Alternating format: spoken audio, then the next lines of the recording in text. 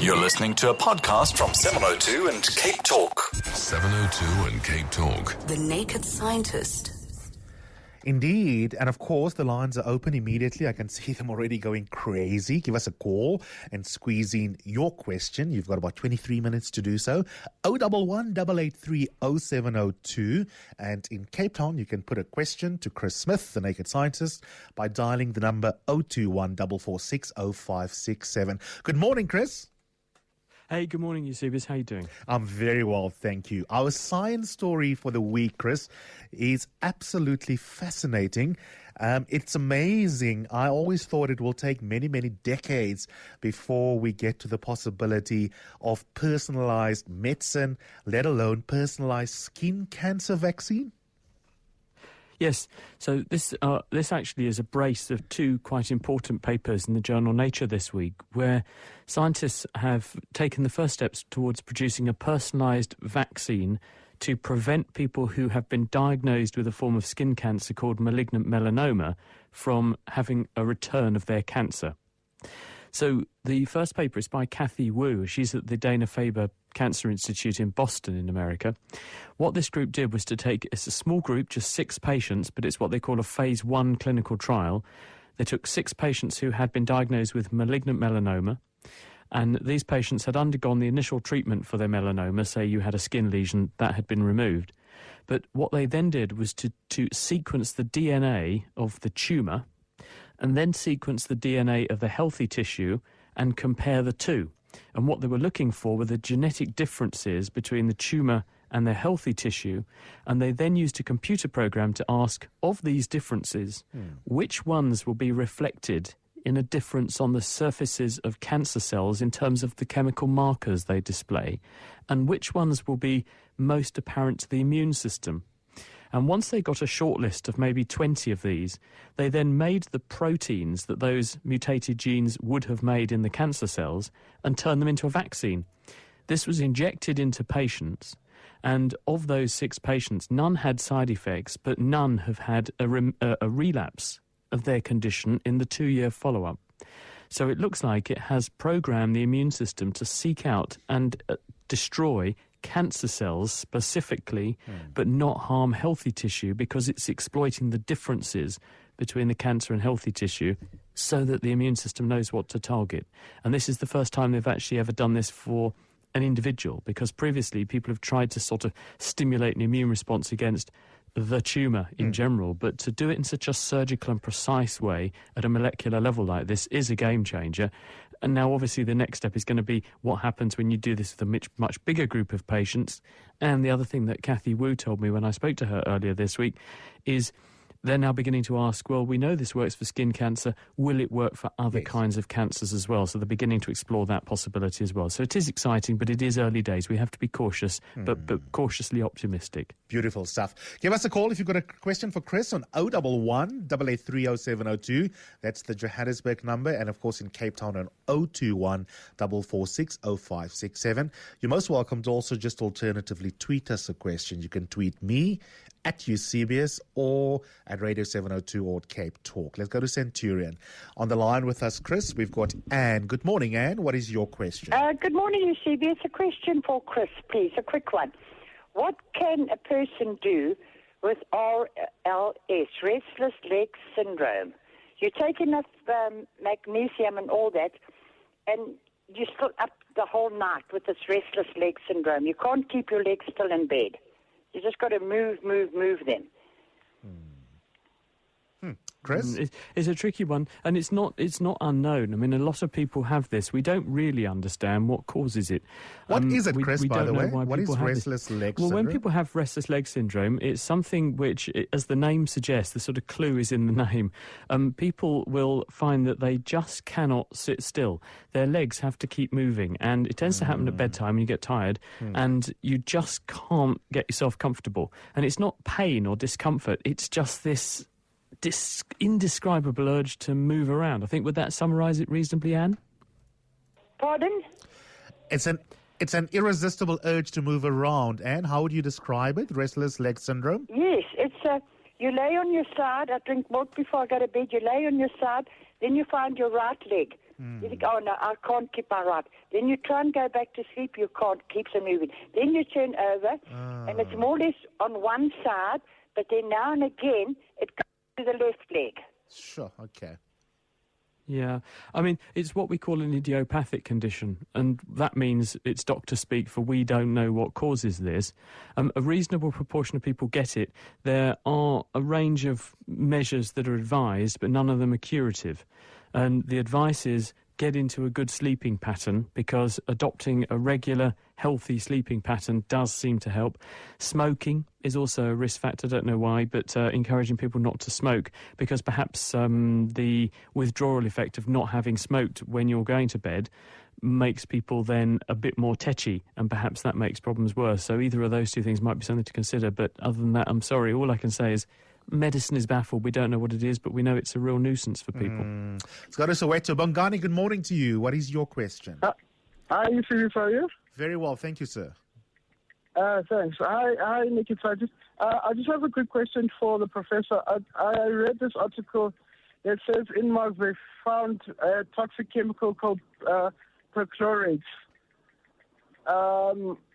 Basically it destroys like any organism that will like grow there.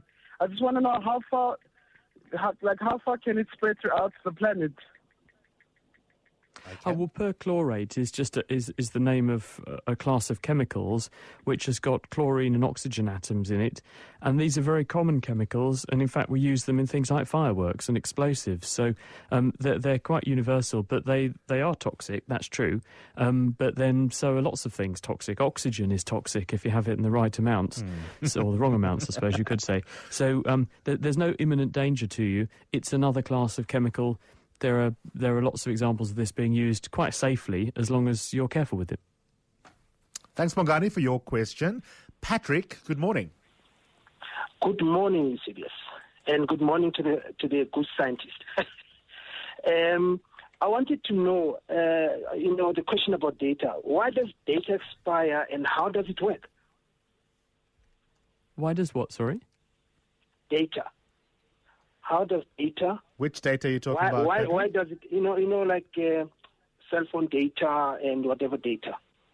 You know what I'm saying? Vodacom data, MTN data.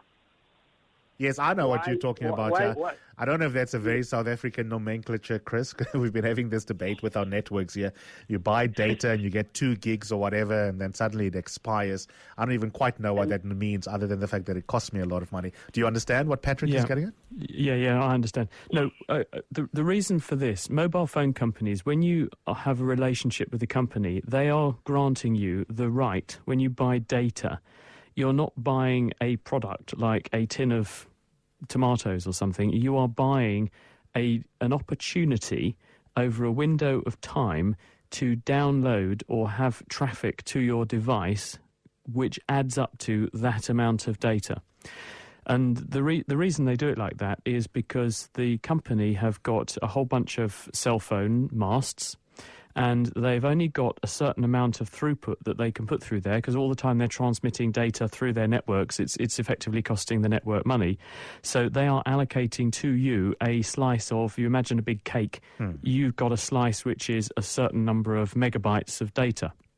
Now, if you don't come along and eat your cake, then it doesn't matter to the company, because they just haven't had to transmit that data. But the time window expires and your opportunity to go in and eat your slice of cake is over, and the next month you have to have another one. The other thing to be aware of is that some web pages are not very well coded, and so as a result they might continuously keep touching the source server that's supplying that page to update some data on the page, for example. And so although you're not actually actively interacting with your device, it could nonetheless still be talking to the website that you're displaying on your device. So you can hemorrhage data that way. So you can use up your data allocation without actually having to do any more on the device. So be very cautious about that. But that's why companies do this. They allocate you an opportunity over a window in time to download some data. But the next month that resets. It doesn't accumulate, because what they're selling you is a chunk of the pipe that the data comes down to get to your device. They're not selling you a physical product. 16 minutes after 10, you're listening to the familiar voice of the naked scientist. Okay, let's go to Ontdekkers Park. Rueda, good morning to you. Good morning. Serious, I want to know, why does our tummies rumble even when we're not hungry? Chris? Yeah. Okay, well, a good question back for you. Do you know what the scientific term for a rumbly tummy is? What is it? Bet you don't. It's borborygmy. That's the proper medical term for the tummy rumbling. Borborygmy is bowel sounds and bowel noises.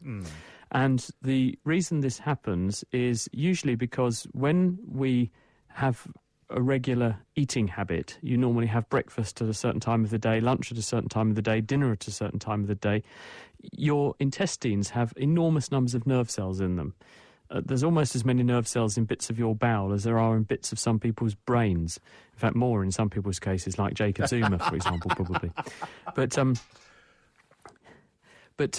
the fact is that those nerve cells learn, and they're there for a reason, because they learn your bowel habit. They learn when you need to make space, when you need to move things along, when you need to secrete digestive juices, and when you need to get the blood flow right to absorb all the calories that are coming in from your dinner.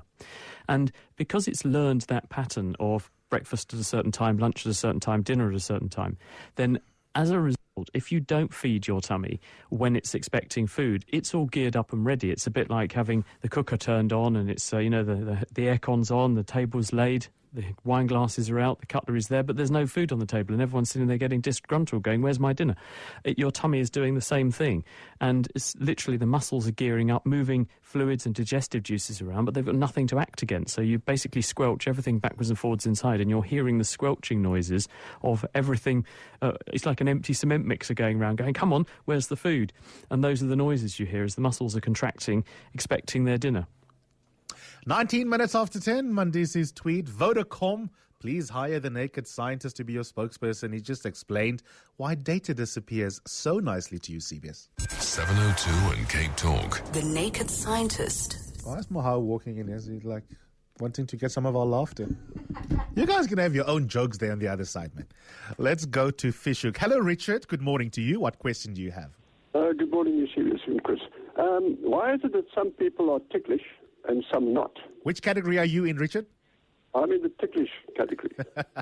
And I've got friends who just don't respond at all to And it's annoying because they can tickle you, but you can't get any revenge. Even if a finger comes near the area, I start getting Let's ask Chris. Chris?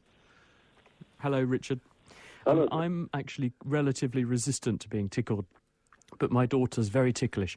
And this came in handy because I put her on a radio programme. We thought we'd introduce her at the age, she's only about 5 or 6. I thought we'd get her into broadcasting from an early age because I needed a subject. Because a radio station in New Zealand called Radio New Zealand National, they got in touch with me and said, we have heard that this, I think it was formerly a massage parlour in Spain, has been relaunched as a tickle parlour and people are turning up for therapeutic tickling. And would you like to explain what tickling is and why it works? So I got my daughter on the radio and then I elicited 2 types of tickle, because there are 2 different types of tickle reaction.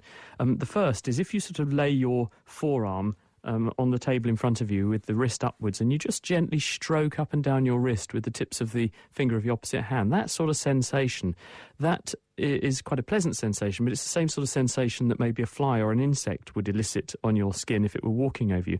That sensation is called nismesis. And most people find that quite pleasurable. Some people find it more exquisite than others. And then I did the other one, which is if you place your thumb and index finger on either side of your kneecap and squeeze rhythmically on either side of your knee, or you do this, it usually works better on another person, obviously, if you put your hands just above your hips and squeeze in on the side of your abdomen. That produces this often very deep-throated, out-of-control laughter, and that's called gargalysis. That's the other kind of funny tickling sensation. So we actually break it down into 2. And people are differentially susceptible to this. Some people are very, very ticklish, others much less so. It's almost certainly individual differences, but everyone is ticklish to a point. You can't really tickle yourself, probably because your brain has a region in it which can tell, it anticipates sensations that are going to be coming in, and it anticipates the expected and subtracts them from, or dims the effect down in your consciousness. So that's why you find it hard to tickle yourself. But because being tickled by someone else is, you can't predict what they're going to do exactly when they're going to do it. You can't cancel it out. Yes. The reason probably all of us are nonetheless ticklish is probably a protective mechanism. Now, the argument goes something like, where we're most ticklish are where our most sensitive, delicate bits are, where we're most susceptible to injury. So what it does, they say, and this is just one hypothesis, but it seems like a good one, what they think is that when kids are playing and they're little and they're playing with their parents or playing with each other, you effectively turn into a game and a bit of fun learning where your most vulnerable bits are. And therefore, if you know where those bits are and you play and you learn in a safe environment how to avoid letting someone get at those very sensitive bits, then when you're in a real dangerous situation, you have already practiced the guarding behaviour and the avoidance behaviour that helps to protect those bits. So that's probably why we're all a bit ticklish, but some people just are a bit more ticklish than others. In the same way that some people like certain foods more than others, we perhaps have a different density of innervation or nerve supply to those areas, and perhaps that makes some people a little bit more ticklish than others. Fantastic. Let's go to Stellenbosch. Joseph, good morning to you. Welcome to the show. Good morning, Eusebius. Good morning, the naked scientist. Listen, I called in before with Kino Show, but anyway, I didn't get the results that I wanted. My boy, he turned 6 the other day, and when he turned 5, he began like grinding his teeth. So, what is the reason for him doing that? I'll listen on the radio if you don't mind. Sure. Good morning. Well, I'm sorry to hear that you're worried about your son. I hope you sort that out. The answer is people sometimes do this when they're awake. They sometimes do it when they're asleep. Most people who grind their teeth tend to do it when they go to sleep. It can be a sign of anxiety. It can be a learned thing. And if someone does do this and they find they're waking up with an aching jaw and their teeth are not faring too well, a trip to the dentist in order to get some mouth guards, which you can wear at night, they just fit over the teeth, can stop your teeth from damaging each other. So that might be an idea. I would hesitate to answer exactly why it's happening to your son, because I don't know your son, I don't know the situation. Everyone's different. It might be just a natural habit in him, but sometimes there can be some kind of anxiety reason for this happening, or stress or something. So it might be perfectly normal, but it might be worth asking someone to take a look at him and just making sure that everything's okay. Thank you, Joseph. Let's go to Randburg. Hello, Brenda. Hello, good morning to both of you. Medication. I take several different pills per day. I'd like to know, how does that particular pill know that it must work on my thyroid, maybe the other one on my anxiety, etc., etc. How do these pills know where to go? Hello, Brenda. Good morning. The answer to your question is that what is in the pill? What's in the pill is a molecule, a chemical which has a very specific shape. And where it's going in the body to do its job is a set of cells that have on their surface, or inside the cells, a receptor. And the best way to think about this is you have a hand which has got fingers and a hand that's a certain shape. That's the drug molecule. And the receptor it's looking for in the body, the cells, have a glove.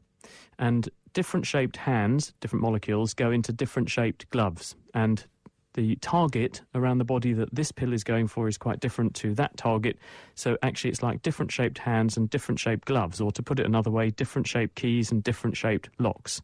And these drugs are exploiting the fact that different cells and different groups of cells and different organ systems in the body have different receptors, and therefore you need a different drug molecule to go and target those receptors and do things to them. And that's how you make drugs very selective.